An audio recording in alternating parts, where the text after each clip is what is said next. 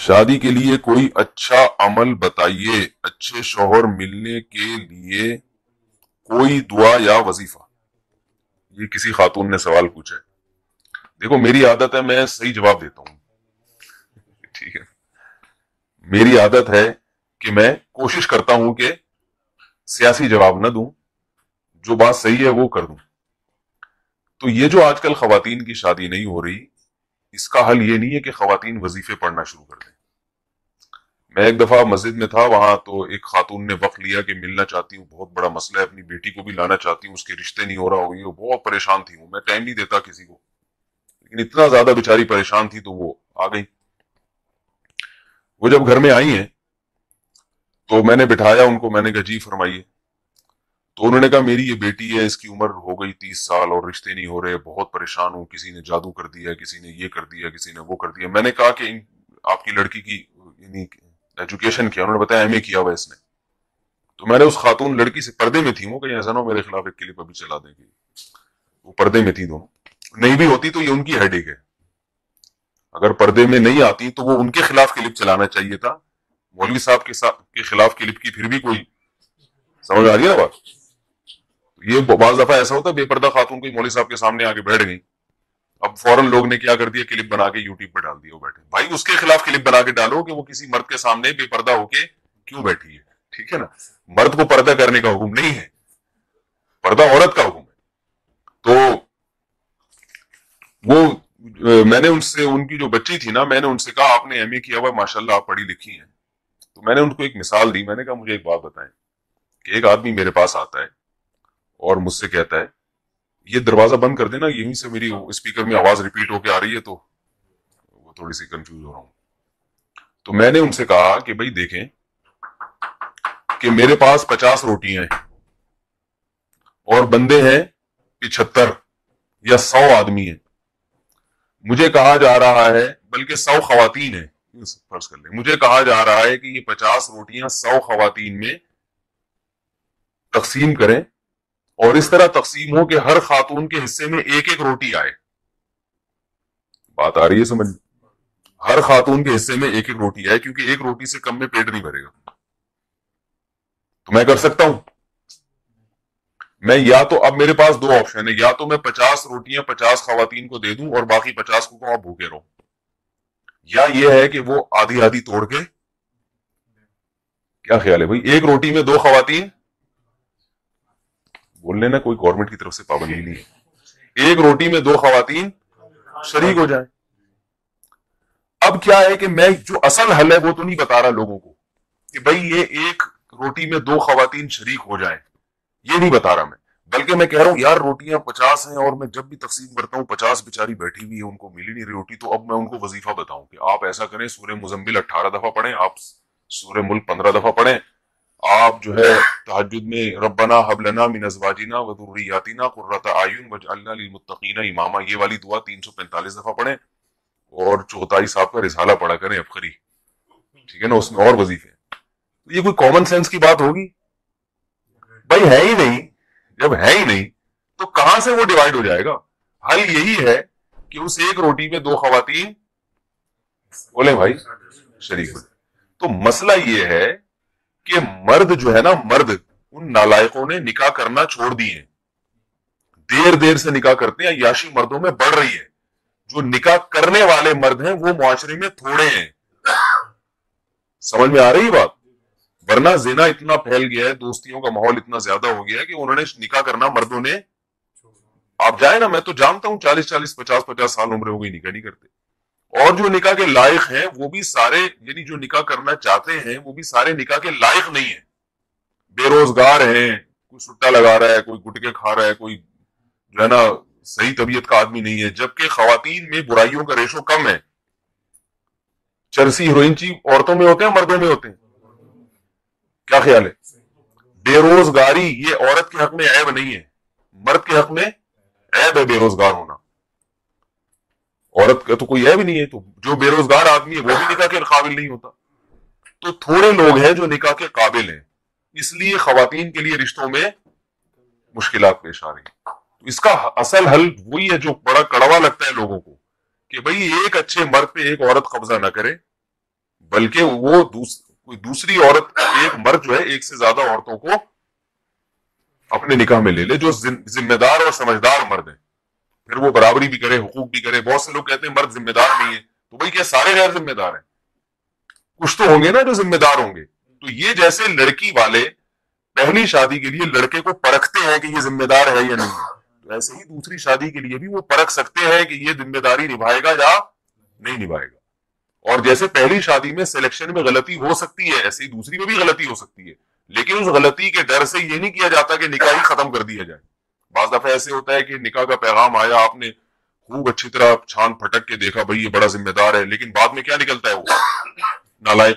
تو اب یہ تھوڑی کہا جاتا ہے کہ یہ نکاح کرنا ہی نہیں چاہیے، بھائی اتفاق سے غلطی ہو گئی تو اب دوبارہ تلاش کرنے کی کوشش کرتے ہیں. ایسے ہی یہ بھی ہوتا ہے کہ بعض دفعہ ایسے ہوتا ہے کہ دوسری کے لیے کسی مرد نے نکاح کا پیغام بھیجا، آپ سمجھے کہ ذمہ دار ہے، لیکن بعد میں کیا نکلا؟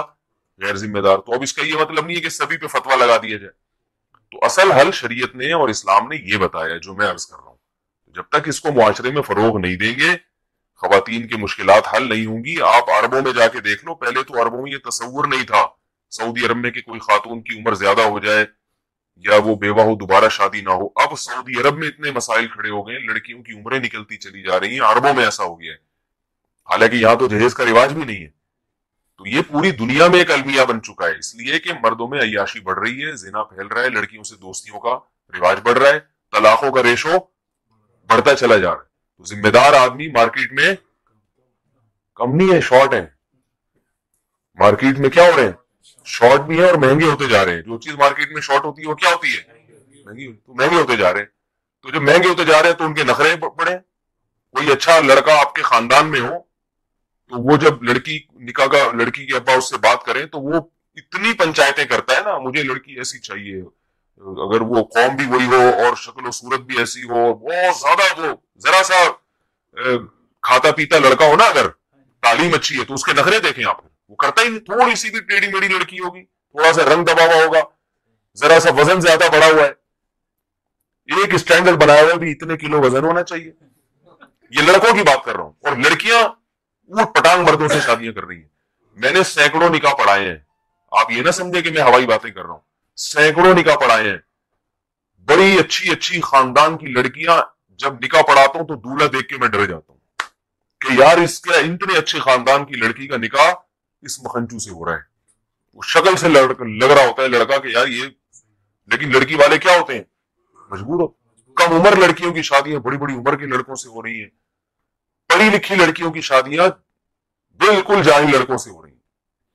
ڈاکٹر لڑکی کا نکاح میں نے پڑھا ہے میٹرک پاس سے، کیونکہ لڑکی والے مجبور تھے یار لڑکی کی عمر نکلی جا رہی ہے، کیا کریں، رشتہ ہی نہیں مل رہا، رشتہ ہی وظیفے پڑھ لیے.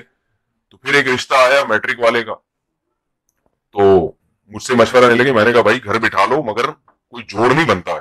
میٹرک بھی شاید زیادہ کہہ دیا، 8ویں پاس تھا. وہ پاس بھی پتہ نہیں کیسے ہوا، آپ کو پتہ ہے پاکستان میں پاس ہونے کے لیے کوئی، تو مجبوراً کیا انہوں نے. کیا ہوا، تھوڑے دنوں میں طلاق ہو گئی. طلاق کی ہوئی ہے کہ وہ لڑکی کے پیسے پہ نظر کی کہ ڈاکٹر ہے تو ہمارا بچہ تو کچھ کر نہیں سکا تو بہو کما کے کھلائے گی، ڈاکٹر ہے. تو ظاہر ہے یہ بے جوڑ کی شادی ہوئی نا، بے جوڑ کا نکاح ہوا. تو وہ جب نہیں کھلا رہی ہے، وہ اس کو عورت کو یہ احساس ہوتا ہے میں کیوں کھلاؤں بھائی، یہ کیا ہے پورے. پھر ایسے ایسے نالائق خاندان ہیں کہ لڑکی شوہر کو پال رہی ہے. یہ سب میرے مشاہدے کی باتیں کر رہا ہوں، میں ہوائی اخباری رپورٹیں نہیں پیش کر رہا، مشاہدے کی باتیں کر رہا ہوں کہ لڑکی اپنے شوہر کو بھی کھلا رہی ہے اور بالآخر پھر دیور کو بھی کھلا رہی ہے، ساس سسر کو بھی کما کما کے کھلا رہی ہے. ایسے ایسے آپ دیکھیں یہ کلچر ہمارا بنتا چلا جا رہا ہے. اس لیے جو گراؤنڈ ریئلٹی ہے نا اس سے آپ آنکھیں بند کریں گے تو آپ جیسے وہ کبوتر جو ہے نا بلی کو دیکھ کے آنکھیں بند کر لیتا ہے، وہ یہ سمجھتا ہے کہ جیسے مجھے بلی نظر نہیں آ رہی اب بلی کو بھی میں نظر نہیں آ رہا ہوں. تو یہ کبوتر کی بھول ہے بھائی، آپ کی آنکھیں بند کرنے سے دنیا اندھیری نہیں ہو جاتی، باقی سب ویسے ہی ہوتا ہے جیسا ہو رہا ہے. پھر بھی بہرحال دعا کرنا چاہیں کوئی رشتے کے لیے تو ربنا ہب لنا من ازواجنا وذریاتنا قرۃ اعین واجعلنا للمتقین اماما. یہ دعا تینوں مقاصد کے لیے استعمال ہو سکتی ہے. کوئی لڑکا اس کی شادی نہیں ہو رہی وہ بھی یہ دعا پڑھ سکتا ہے، کوئی لڑکی اس کی شادی نہیں ہو رہی اس کے والدین یا وہ لڑکی بھی یہ دعا پڑھ سکتی ہے. ہر نماز کے بعد پڑھ لیں یا چلتے پھرتے پڑھ لیں. اور جس کی ہو گئی، جس بندے کی ہو گئی مگر اس کو احساس ہوا کہ نہیں ہونی چاہیے تھی، ٹھیک ہے نا، یعنی ایسی بیوی ملی بد اخلاق تو وہ بھی یہ پڑھ سکتا ہے کہ اللہ میری آنکھوں کی ٹھنڈک بنا دے اس کو. اور جس خاتون کی شادی ہو گئی وہ شوہر نالائق نکلا تو وہ بھی یہ دعا پڑھ سکتی ہے شوہر کو لائق بنانے کے لیے. پھر نکاح ہو گیا اولاد نہیں ہو رہی اس کے لیے بھی یہ دعا ہے, اور اولاد ہو گئی مگر نالائق اولاد ہے تو اس کے لیے بھی یہ دعا ہے. بڑی زبردست دعا ہے, یہ یاد کر لیں. سورہ فرقان کے آخری رکوع میں ہے ربنا, ابھی نہ دہرائیں میں صرف ترجمہ بتاتا ہوں, ربنا ہب لنا من ازواجنا, اے اللہ ہمیں ہمارے ازواج کی طرف سے. ازواج کا جو لفظ ہے یہ بیوی کے لیے بھی استعمال ہوتا ہے اور شوہر کے لیے بھی استعمال ہوتا ہے. یعنی عورت ازواج کہے گی تو شوہر کے لیے استعمال ہوگا, اور شوہر کہے گی یہ دعا مانگے گا تو کس کے لیے؟ تو اے اللہ تو ہمیں ہماری ازواج کی طرف سے قرۃ اعین آنکھوں کی ٹھنڈک عطا فرما, اور ذریت یعنی اولاد کی طرف سے بھی. تو آنکھوں کی ٹھنڈک جبھی ہوگی نا جب بیوی ہوگی, تو یہ کنواروں کے لیے بھی ہے. اور شوہر آنکھوں کی ٹھنڈک جب بنے گا جب عورت کا شوہر ہوگا, تو یہ یعنی شوہر کی ملنے کے لیے بھی اچھی دعا ہے.